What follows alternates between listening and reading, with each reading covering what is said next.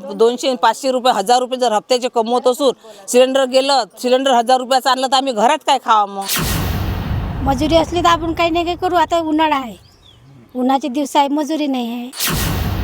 लेकराले पोसाव की घरात किराणा आणाव की गॅस भराव की काय करा? 8 एप्रिल 2025 पासून केंद्र सरकारने जे घरगुती सिलेंडर आहेत किंवा उज्ज्वला गॅस योजनेमार्फत मिळालेले जे सिलेंडर आहेत त्यांच्यावर 50 रुपये जे आहेत ती भाववाढ केलेली आहे. आणि याचा जो फटका आहे तो सामान्य जनजीवनावर कसा पडलेला आहे हे जाणून घेण्यासाठी आपण सध्या अमरावती जिल्ह्यातील नया अकोला या गावामध्ये आलेलो आहोत. आपण पाहू शकतो माझ्या मागे या ठिकाणी जे इंधन आहे तर ज्या गृहिणी आहेत गावातील त्या गृहिणी या इंधनाचाच वापर करून जे आहे ते त्यांचा स्वयंपाक जो आहे किंवा जे गॅसवर चालणारी जी कामं आहेत ती या इंधनावर त्या भागवतात. कारण जी महागाई आहे ती मोठ्या प्रमाणावर वाढलेली आहे आणि अशा परिस्थितीमध्ये त्या गृहिणींना जे सिलेंडर आहेत ते खरेदी करणं परवडत नाही. अशाच परिस्थितीमध्ये आज केंद्र सरकारने जे एका सिलेंडरवर गॅस सिलेंडरवर जे 50 रुपये वाढवलेले आहेत त्याबाबत या गृहिणींचं महिलांचं काय म्हणणं आहे तेच जाणून घेण्यासाठी आपण आलो आहे नया अकोला गावामध्ये. ते काय सांगाल नेमकं आता हे 50 रुपये जे वाढवलेले आहेत याचा तुम्हाला नेमका काय परिणाम पडणार आहे तुमच्यावर? कारण की आम्ही सकाळी उठून 5 वाजता उठून कामाला जातो. 100-200 रुपये रोज पडते. आता अनाज एवढं महाग झालेलं आहे की आमच्याकडे 3000 रुपये गहू क्विंटल झाले आहेत. काय खावा? तांदूळ, गहू, तेलाचा भाव झाला आहे 200 रुपये की 150 रुपये किलो आहे. लेकराले पोसाव की घरात किराणा आणाव की गॅस भराव की काय करा? काही समजतच नाही ना आम्हाला. महागाई सारी दुनियाची झालेली आहे.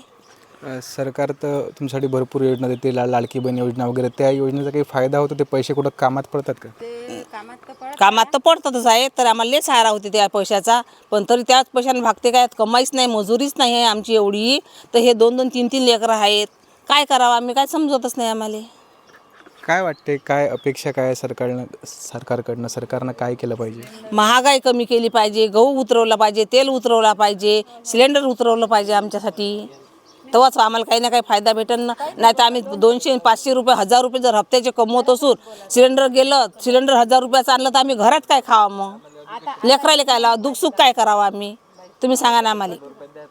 बरोबर आहे. एकूणच महागाई भरपूर वाढलेली आहे. ते काकूसुद्धा आहेत.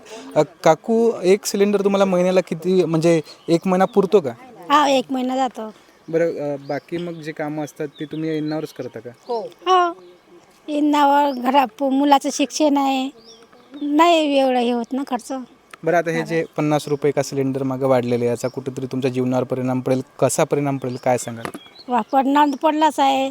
इकडं 5-10 रुपये मजुरी नाही आहे.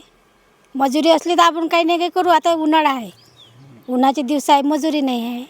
मजुरी असली तर काही नाही काही आपले फायदा होईल. पण मजुरी नाही आहे ना. मजुरी किती पडते सध्या साधारणतः एका दिवसाला? 200-250 जास्तीत जास्त. महागाईच्या मानानं मजुरी नाही आहे ना. एकूणच काय झालेलं या ठिकाणी आणखी काही महिला आहेत, म्हणजे जी एका दिवसाची रोजंदारी आहे ती जवळपास 150-200-250 रुपये अशी आहे. या ठिकाणी आणखी काही महिला आहेत. तर काय सांगाल सध्या 50 रुपये का, बरं ठीक, 50 रुपये एका सिलेंडर मागं वाढलेले आहे, काय सांगाल? कमी झाली पाहिजे बा. 100 रुपयाचा आम्हाला सिलेंडर एकदा मिळाला होता. आम्हाला असं वाटते बा कमी झाला पाहिजे. सिलेंडर लस वाढले. तुमच्याकडे सिलेंडर कुठल्या योजनेतला आहे? योजनेतला आहे का उज्ज्वला? नाही, माझा भारतचा आहे. एकदा भेटले ते.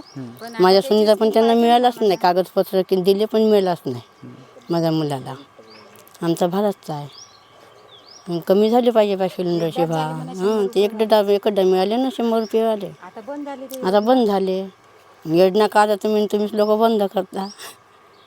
एकूणच सरकारने जे यांना यापूर्वी जे आहे ते सिलेंडर कमी पैशात दिलेले होते, मात्र ती योजना कुठेतरी बंद झालेली आहे आणि आता सिलेंडरची जी आहे ती भाववाढ झालेली आहे. आपण जर 8 मार्च 2025च्या आकडेवारीचा विचार केला तर देशामध्ये एकूण 33 कोटी कनेक्शन जे आहेत ते सिलेंडरचे आहेत. आणि आपण जर 50 रुपयाचा आता विचार केला एका सिलेंडर मागे 50 रुपये, तर दर महिन्याला जवळपास 16,500 कोटींची जी आहे ती आर्थिक उलाढाल या ठिकाणी होणार आहे आणि याचा थेट परिणाम जो आहे हा सामान्य जीवनावर पडणार आहे.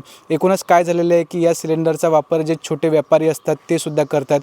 जे छोटे दुकान असतील, धाबे असतील, त्या ठिकाणी सुद्धा आता ती महागाई वाढणार आहे. कारण एकीकडे सिलेंडरचे भाव वाढल्यामुळे त्यांना आता हा खर्च जो आहे तो झेपावणार नाही. त्यामुळे जे अन्नधान्याचे सुद्धा जे आहे खाद्यपदार्थांचे सुद्धा भाव वाढतील. यामुळे एकूणच जे आहे सामान्य जनजीवन जे आहे ते विस्कळीत होण्याच्या मार्गावर आहे आणि याचा जो परिणाम आहे तो सामान्य लोकांमध्ये सरकारविषयी एक असंतोष निर्माण होऊ शकतो. त्यामुळे कुठेतरी सरकारने ही बाब गांभीर्याने घेऊन या महागाईवर कुठेतरी नियंत्रण आणलं पाहिजे, असं त्या सामान्य भागातील म्हणजे सामान्य ज्या महिला आहेत त्यांचं असं म्हणणं आहे.